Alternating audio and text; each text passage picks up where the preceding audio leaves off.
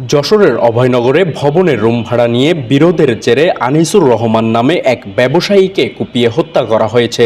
বুধবার রাত 8:30টার দিকে নোয়াপাড়া বোয়ালমারী গ্রামে নিজ বাড়িতে এলোপাতাড়ি কুপিয়ে আনিসুর রহমানকে জখম করে দুর্বৃত্তরা। তিনি নোয়াপাড়া বোয়ালমারী পোল এলাকার মৃত মজিদ সর্দারের ছেলে।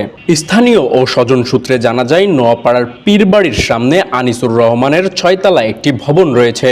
ওই ভবনের রুম ভাড়া দেওয়া নিয়ে শাহ মাসুদ হাসান নামে এক ব্যক্তির সাথে তার বিরোধের সৃষ্টি হয়।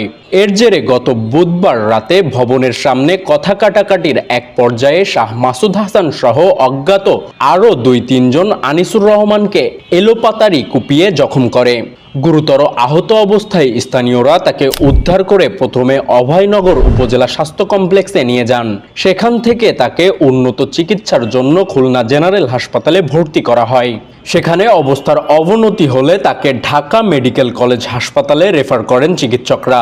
তবে ঢাকায় নেওয়ার পথে বৃহস্পতিবার ভোররাতে পথিমধ্যে তার মৃত্যু হয়।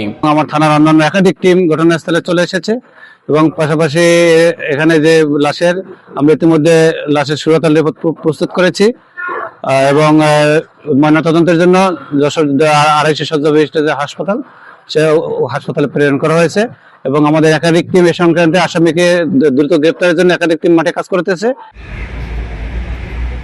সুবর্ণভূমি ডেস্ক, যশোর।